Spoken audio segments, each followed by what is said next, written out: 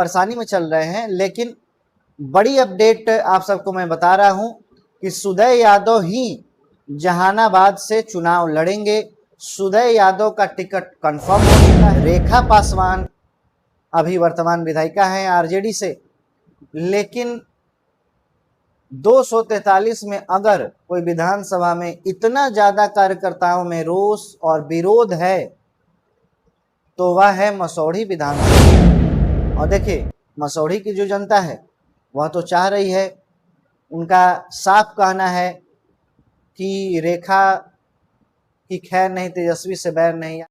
नमस्कार, TRP news में आप सभी का बहुत बहुत स्वागत है।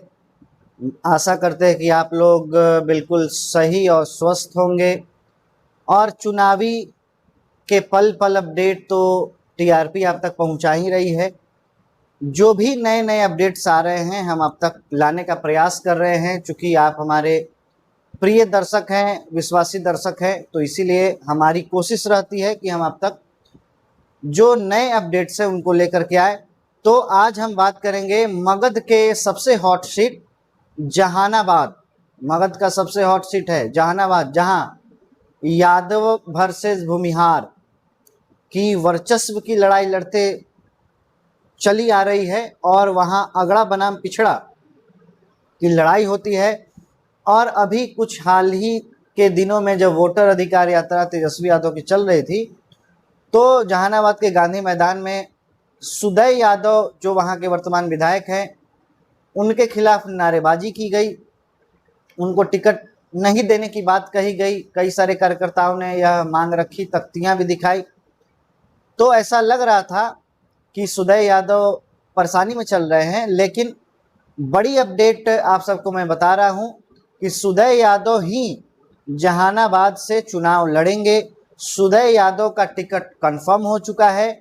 अब देखिए, सुदय यादव के टिकट कंफर्मेशन की जो बात है, आखिर उनका टिकट क्यों कंफर्म हुआ, तो बात यहाँ दरअसल ये है कि सुदय यादव जमीनी नेता है और लोगों से उनका जुड़ाव है।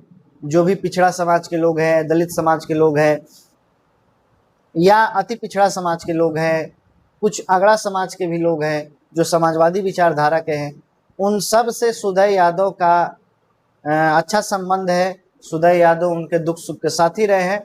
कार्यकर्ताओं में कुछ नाराजगी तो होती ही है, कार्यकर्ता नाराज होते हैं, हो सकता है कुछ काम के लिए कार्यकर्ता नाराज हो, लेकिन नेता बनना और नेता बनाना कोई एक दिन का काम नहीं है। और सुदय यादव एक जमीनी नेता हैं।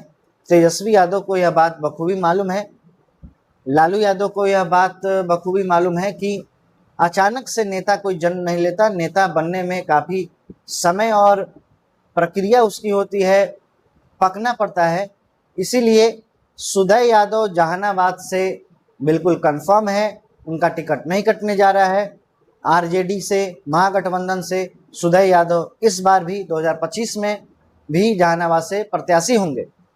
दूसरी खबर मगध से ही, मसौढ़ी विधानसभा क्षेत्र आरक्षित क्षेत्र है, वहां से रेखा पासवान अभी वर्तमान विधायिका हैं आरजेडी से, लेकिन 243 में अगर कोई विधानसभा में इतना ज्यादा कार्यकर्ताओं में रोष और विरोध है तो वह है मसौढ़ी विधानसभा क्षेत्र। इस तरह का विरोध तो मैंने कभी देखा ही नहीं।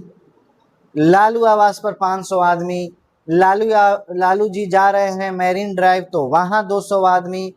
कल तो तेजस्वी यादव को लोगों ने एयरपोर्ट पे ही जो है घेर लिया और रेखा पासवान के टिकट को काटने के लिए हल्ला बोल कर दिया, हंगामा कर दिया। तेजस्वी यादव को वहां से बड़ी मशक्कत से निकलना पड़ा।